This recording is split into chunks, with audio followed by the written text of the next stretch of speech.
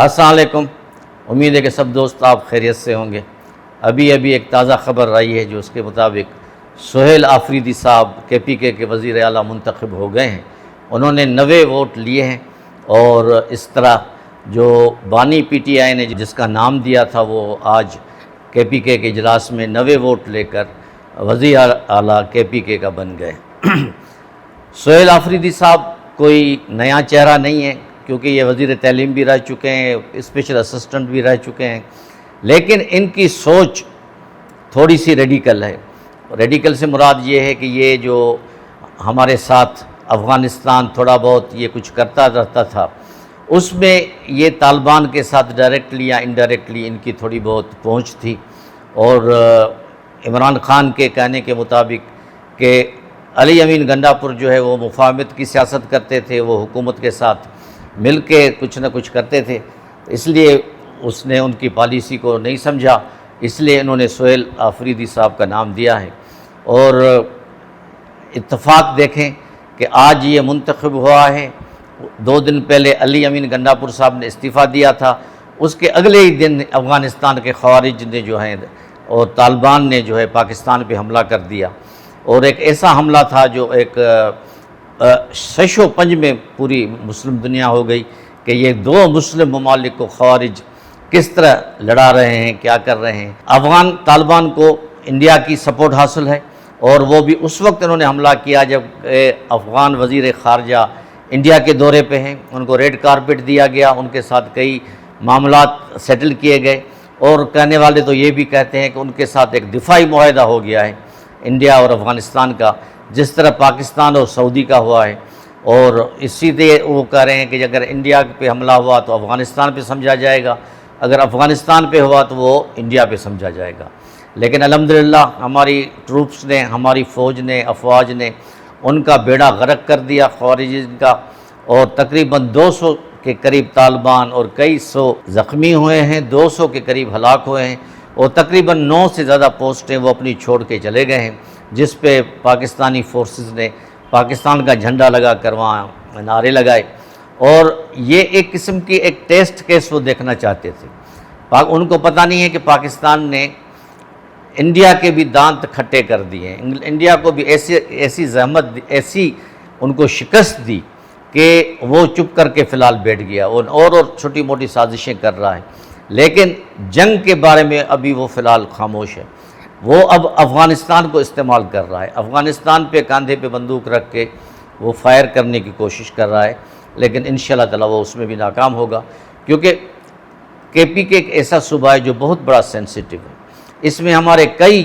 جوان شہید ہوئے ہیں، ان 2 دن کی جنگ میں 23 سے زیادہ شہید ہوئے ہیں، اور 29 سے زیادہ جو ہے وہ زخمی ہوئے ہیں۔ یعنی یہ ڈسٹربڈ علاقے میں ان لوگوں نے یہ ایک کام کرنا شروع کر دیا ہے، اور ان لوگوں کو فارن کی، خاص کر کے انڈیا کی جو ہے وہ حمایت حاصل ہے۔ اس حمایت کی وجہ سے افغانستان کے یہ جو طالبان ہیں یہ ایک قسم کا شورش برپا کر رہے ہیں علاقے میں۔ انہوں نے کئی ایسے علاقوں میں حملہ کرتے ہیں، چھپ چھپ کے وار کرتے ہیں۔ اپر دیر ہے، لوور دیر ہے، بنو کا علاقہ ہے، وزیرستان کے علاقے ہیں جہاں سے ان لوگوں کو نکال دیا گیا تھا، لیکن اس کے باوجود ان کا حملے جاری ہیں، اور پاکستانی فوج ان کا بھرپور جواب دے رہی ہے۔ اب دیکھنا یہ ہے کہ سہیل آفریدی صاحب کیا پالیسی اختیار کرتے ہیں۔ اگر انہوں نے وفاق کے ساتھ مل کر ملک کی وحدانیت پہ یقین رکھ کر اور ایک جان 2 قالب ہو کے کام کرنے کی کوشش کی تو اس کو سپورٹ ملے گی وفاق کی طرف سے بھی، لیکن اگر خدا نخواستہ اس نے اپنی پالیسی چینج کی، اور جو بھی پاکستان کے اجلاس ہوتے ہیں جس میں 4 صوبائی وزراء اللہ بھی شرکت کرتے ہیں، اگر انہوں نے اس کا واک آؤٹ کیا یا بائیکاٹ کیا یا نہیں آئے تو پھر وہ سوچنے کی بات ہوگی کہ کس طرح ان کو ڈیل کیا جائے۔ یہ پھر اپنے لیے بھی یہ ایک نقصان کریں گے، اور KPK صوبے کے لیے بھی نقصان دہ ہوگا۔ تو جس طرح پاکستانی فوج اپنے دونوں فرنٹ پہ، اس طرف انڈیا ہے، ایک طرف افغانستان ہے، دونوں کو جو ہے ٹارگیٹ جو ہے دونوں کا پاکستان ہے، لیکن پاکستان نے اللہ کی مہربانی سے دونوں کو ختم کرنے کی کوشش کر رہا ہے۔ ان کے جو ناپاک عزائم ہیں ان کو، اور کئی مسلم ممالک جس میں سعودی عرب بھی ہے، قطر بھی ہے، UAE ہے، اور کئی ممالک ہیں، انہوں نے دونوں ملکوں کو یہ مشورہ دیا ہے کہ افواہ تفہیم کے ساتھ یہ مسئلہ حل کیا جائے، جنگ سے دور رہا جائے۔